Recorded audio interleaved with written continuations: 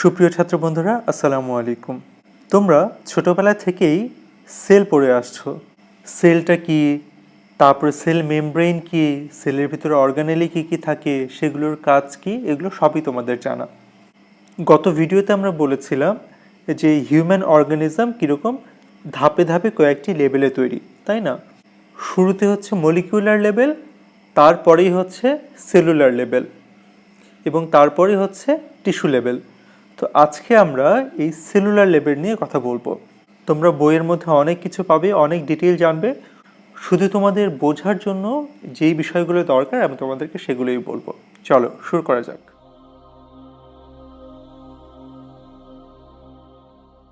শুরুতেই আমি তোমাদেরকে একটি প্রশ্ন জিজ্ঞাসা করি যে কোষের নাম সেল হলো কেন? 1600 শতাব্দীতে অ্যান্থনি ভন লিউয়েনহুক নামে একজন বিজ্ঞানী ছিলেন, যিনি তার অণুবীক্ষণ যন্ত্রের নিচে বা মাইক্রোস্কোপের নিচে বোতলের মুখে যে কর্কের ছিপি আছে সেটাকে পরীক্ষা করে দেখেছিলেন। সেখানে কতগুলো লম্বা লম্বা ঘরের মতো পেয়েছিলেন, যেটা কিনা মোনাস্টারিতে মঙ্করা যে রুমগুলোতে থাকতো অনেকটা সেরকম। তো সেগুলোকে বলা হতো সেল, সেই জন্য তিনি এই ইউনিটটির নাম দিলেন হচ্ছে সেল। তো আমাদের শরীরে তো অনেক রকমের সেল আছে, এক একটার শেপ, সাইজ, কাজ এক এক রকম। তবে ইন জেনারেল তাদের কিছু প্রপার্টি আছে, আমরা এখন সেটা দেখব। বাম পাশের ছবিটিতে দেখো যে ইন জেনারেল প্রতিটা সেলেরই প্লাজমা মেমব্রেন আছে, তার ভিতরে সাইটোপ্লাজম আছে এবং নিউক্লিয়াস আছে। তো নিউক্লিয়াসটাকে যদি আমরা একটু বড় করে ডান পাশের ছবিতে দেখি, দেখো এখানে আমরা নিউক্লিয়ার এনভেলপ পাবো, যেটা বাইরের দিকে ঘিরে রেখেছে। তার ভেতরে পাবো আমরা ক্রোমাটিন। এগুলো হচ্ছে জালের মতো জিনিস। এগুলোর কনস্টিটিউয়েন্ট অ্যাকচুয়ালি ডিএনএ, আর ডিএনএ হচ্ছে আমাদের জেনেটিক ম্যাটেরিয়াল। আর দেখো ঘন একটা নীল রঙের মতো আছে, এটা হচ্ছে নিউক্লিওলাস। এখানে রাইবোজোমগুলোর অ্যাসেম্বলি হয় এবং তারপরে এই রাইবোজোমটা আবার এই নিউক্লিয়াসের ভেতর থেকে চলে যায় সাইটোসলে।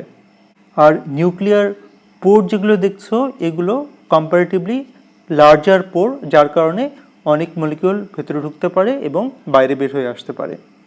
তো আমাদের সেলের এবং নিউক্লিয়াসের একটা বেসিক পরিচিতি হয়ে গেল। এই ছবিটির সাথে পরিচিত না এরকম একজনও এখানে নেই। দেখো বাঁ পাশে সেলটিকে দেখানো আছে এবং সেলেরই মেমব্রেনটিকে বড় করে দেখানো আছে। তো আমরা ছোটোখাটো স্ট্রাকচার না দেখি, অ্যাজ এ হোল জিনিসটার দিকে যদি আমরা তাকাই, দেখো দুইটা লেয়ার এবং লেয়ারের মধ্যে প্রোটিনগুলো ইন্টারপার্সড হয়ে আছে। এই লেয়ার দুটো কিসের? এটা হচ্ছে ফসফোলিপিড বাইলেয়ার। তো এখানে একটা মজার বিষয় আছে, এই ফসফোলিপিডের দেখো মাথা আছে আর লেজ আছে। এখন আমরা তো জানি যে সেলের বাইরেও আছে পানি, সেলের ভেতরেও আছে পানি। ফসফোলিপিডের হেডগুলো এরা হচ্ছে হাইড্রোফিলিক, অর্থাৎ পানির প্রতি আকর্ষণ আছে, আর লেজগুলো হচ্ছে হাইড্রোফোবিক। তাহলে এগুলো যদি হাইড্রোফোবিক হয়ে থাকে, তাহলে কি বাইরে থেকে পানি এখন ভেতরে ঢুকতে পারবে বা ভেতর থেকে পানি বাইরে যেতে পারবে? পারবে না। তাহলে এই ফসফোলিপিডটা কিন্তু অ্যাকচুয়ালি ব্যারিয়ার হিসেবে কাজ করছে। লিপিড সলিউবল কোনো কিছু ভেতরে প্রবেশ করতে পারবে, কিন্তু ওয়াটার সলিউবল কিন্তু পাচ্ছে না। আবার দেখো এই মেমব্রেনটার মধ্যে এই যে মাঝখানে মাঝখানে প্রোটিনগুলো আছে, দেখো যে প্রোটিনগুলো কিন্তু এক পাশ থেকে অন্য পাশে এক্সটেন্ড করে আছে, আবার কোনো কোনো প্রোটিন শুধুমাত্র সারফেসেই আছে। তো এই প্রোটিনগুলোর আবার বিভিন্ন কাজ আছে। এগুলো কোনোটা চ্যানেল হিসেবে কাজ করে, কোনোটা এনজাইম হিসেবে কাজ করে, কোনোটা রিসেপ্টর হিসেবে কাজ করে, ঠিক আছে? আর তোমরা যেরকম দেখছো এই মেমব্রেনের এই যে স্ট্রাকচারটা, এটা যে সবসময় এরকম কনস্ট্যান্ট থাকবে ব্যাপারটা সেরকম না। এদের কিন্তু সবসময় একটা কনফরমেশনাল চেঞ্জ হচ্ছে, অর্থাৎ মেমব্রেনটা অনেকটা ফ্লুইড। আর দেখো এই ফসফোলিপিডের মধ্যে প্রোটিনগুলো ছড়িয়ে ছিটিয়ে আছে জন্য অনেকটা মোজাইক প্যাটার্ন লাগছে। এই জন্য এই মডেলটাকে বলা হচ্ছে ফ্লুইড মোজাইক মডেল।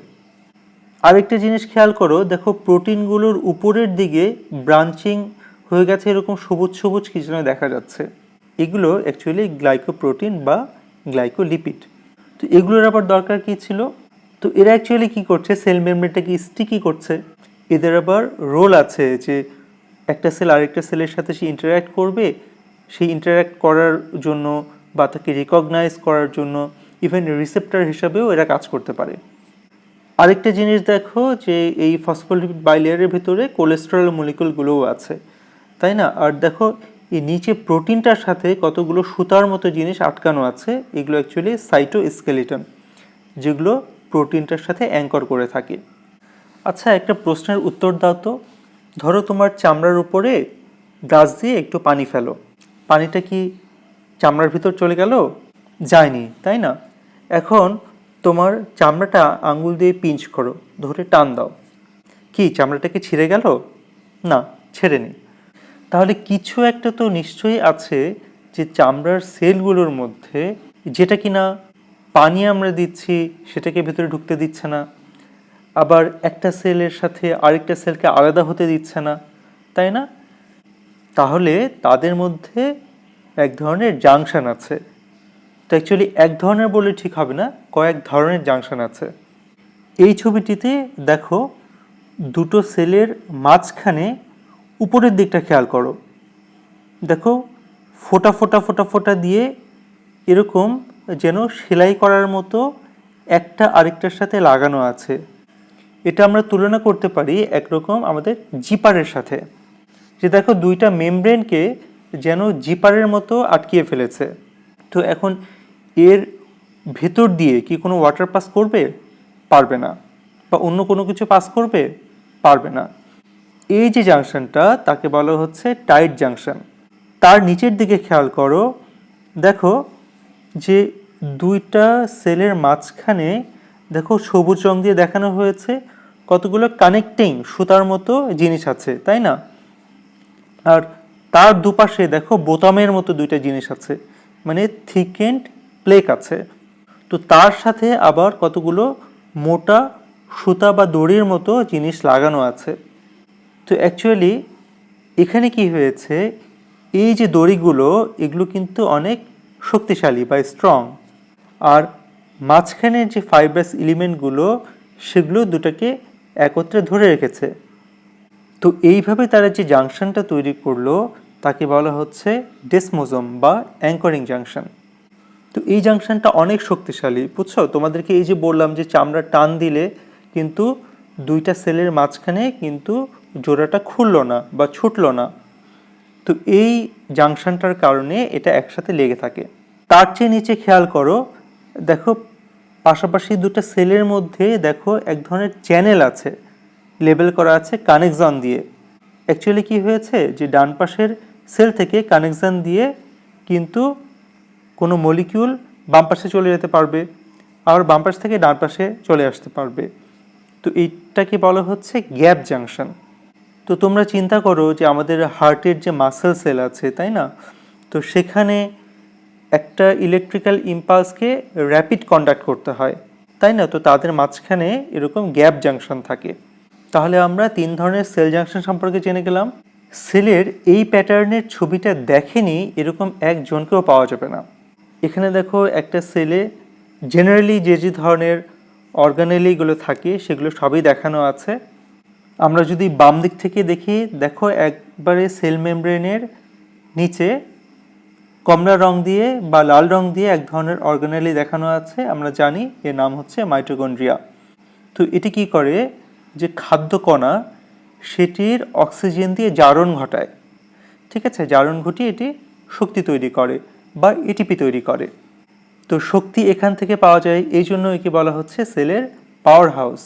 তো এখন তোমরা চিন্তা করে দেখো তো আমাদের শক্তি কোন জায়গায় বেশি লাগবে।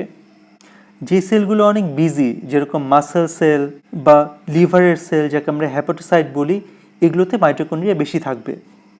এখন আমরা চলে আসি জাস্ট নিউক্লিয়াসের বাইরেই, দেখো কতগুলো টিউবুলার স্ট্রাকচার দেখা যাচ্ছে। এদেরকে বলা হচ্ছে রাফ এন্ডোপ্লাজমিক রেটিকুলাম। রাফ কেন? কেননা এদের গায়ে রাইবোজোম লাগানো থাকে।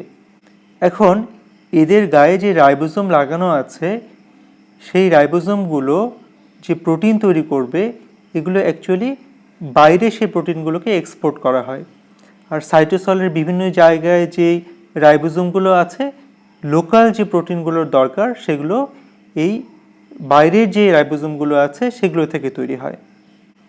এরপরে দেখো রাফ এন্ডোপ্লাজমিক রেটিকুলামের উপরে জালির মতো এক ধরনের অর্গানেলি দেখা যাচ্ছে, একে বলা হচ্ছে স্মুথ এন্ডোপ্লাজমিক রেটিকুলাম।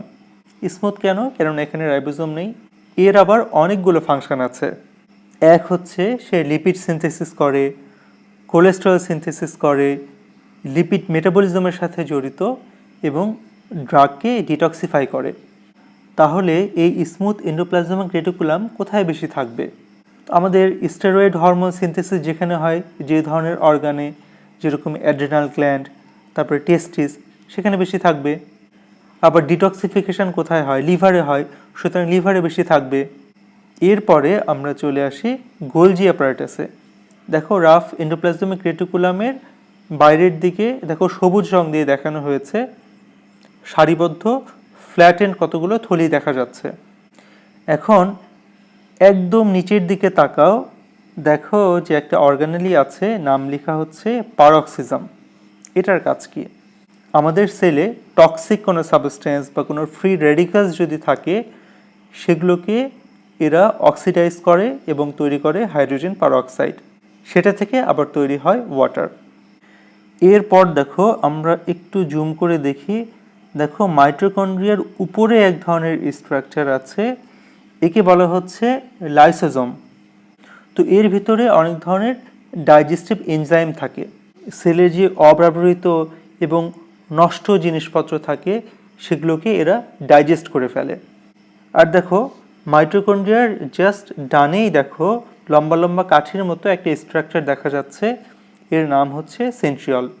এখান থেকে তৈরি হয় মাইক্রোটিউবিউল। সেল ডিভিশনে এর একটি বড় রোল আছে।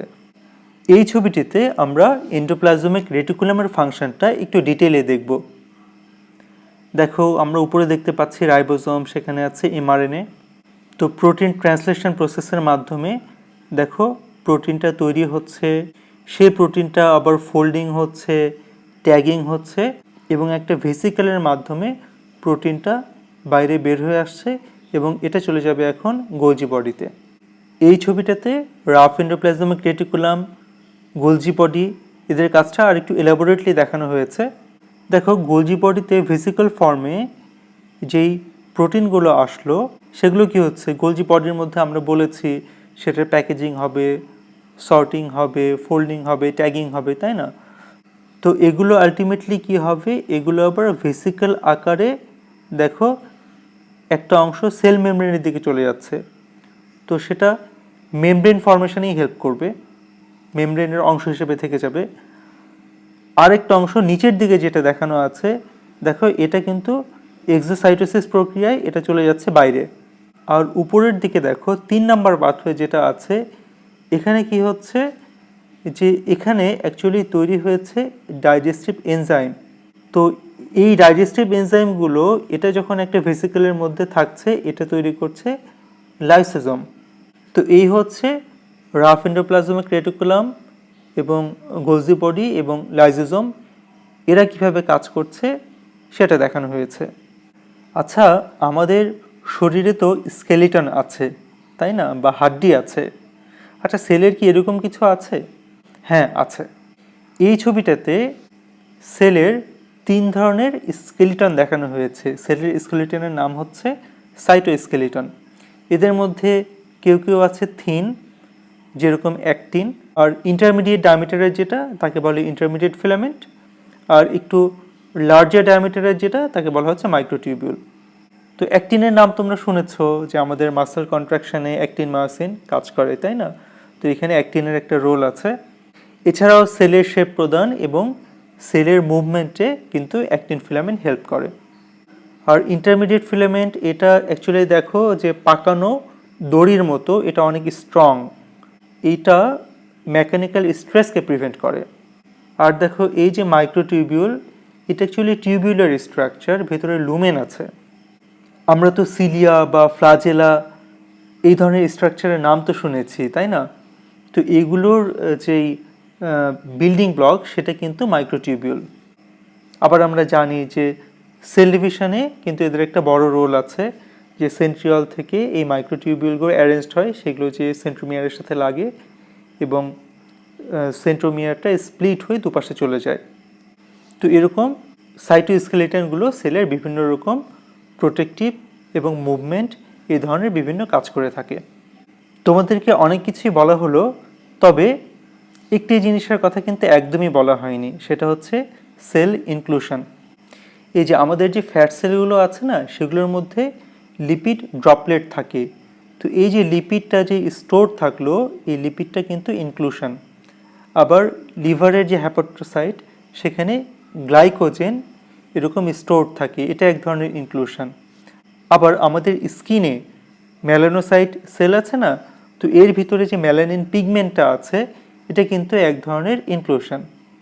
এগুলো সেলুলার অর্গানেলি না, কিন্তু এগুলো ইনক্লুশনস। এখন আমরা তো এই কথাটা বলেছি যে সেলের ফাংশন অনুযায়ী সেই সেলে ওই ধরনের অর্গানেলিগুলো বেশি থাকবে। যেরকম ফাইব্রোব্লাস্টের কথা যদি আমরা চিন্তা করি, তাহলে এটা তো এক ধরনের সেক্রেটারি সেল, তাই না? এখান থেকে অনেক কিছু সেক্রেশন হবে। তো এই জন্য এখানে প্রোটিন তৈরির জন্য অনেক রাফ এন্ডোপ্লাজমিক রেটিকুলাম এবং গোলজি বডি পাওয়া যাবে। আবার আরবিসির কথা যদি আমরা চিন্তা করি, তাহলে এর কিন্তু এত কিছু অর্গানেলের দরকার নাই। তার কাজটা হচ্ছে যে অক্সিজেন ট্রান্সপোর্ট করলো এবং অক্সিজেনটা দেয়া এবং নেয়া। তো এই জন্য এর সারফেস এরিয়া বেশি থাকাটা জরুরি। তো এই জন্য দেখো এর শেপটা হচ্ছে বাইকনকেভ। আবার দেখো এপিথেলিয়াল সেলগুলো পরস্পরের সাথে টাইটলি ইন্টারকানেক্টেড, তাই না? এই জন্য এখানে আছে ইন্টারমিডিয়েট ফিলামেন্ট, যেন এদেরকে টান দিলেও সেলগুলোর মাঝখানে জাংশন যেন খুলে না যায়। আবার দেখো স্কেলিটাল মাসেল সেল বা স্মুথ মাসেল সেল, এগুলোর কাজ কি? মূলত কন্ট্রাকশন, তাই না? তাহলে এখানে কন্ট্রাক্টাইল এলিমেন্ট, অ্যাক্টিন, মায়োসিন এগুলো বেশি থাকবে। আবার দেখো ফ্যাট সেলের কথা আমরা বলেছি, এখানে কি থাকবে? লিপিড ড্রপলেট বেশি থাকবে, মানে ইনক্লুশন বেশি থাকবে। আর দেখো ফ্যাট সেলের পাশেই দেখানো আছে ম্যাক্রোফেজকে। এর কাজ কি? ফ্যাগোসাইটোসিস, তাই না? তো এই জন্য এর ভেতরে ডাইজেস্টিভ এনজাইম বেশি দরকার, এই জন্য লাইসোজোম এখানে বেশি থাকে। আবার দেখো নিউরনে কি আছে? সিনাপস আছে, এবং এইখানে প্রচুর পরিমাণে নিউরোট্রান্সমিটার সিনথেসিস হওয়া দরকার কমিউনিকেশনের জন্য। তাহলে এইখানে রাফ এন্ডোপ্লাজমিক রেটিকুলাম বেশি থাকবে। আবার দেখো নিচে একটি স্পার্ম সেলকে দেখানো আছে। দেখো এটার টেইলকে তো মুভ করাতে হবে, তাই না? এটার জন্য এনার্জি লাগবে, এই জন্য মিডল পিসে প্রচুর পরিমাণে মাইটোকন্ড্রিয়া আছে। আর ফ্ল্যাজেলামটা এখানে আছে যেন ফ্ল্যাজেলামের মাধ্যমে মুভ করতে পারে। এরপর আমরা জানি আমাদের সেল সারফেস মডিফিকেশন হিসাবে আছে সিলিয়া এবং ফ্ল্যাজেলা। তো এই তো গেল সেল সম্পর্কে একটা বেসিক ধারণা। এরকম অনেক কিছুই তোমরা পড়বে। তো আজকে অনেক কথা হয়ে গেছে, আমরা এখানেই শেষ করছি। সবাইকে ধন্যবাদ।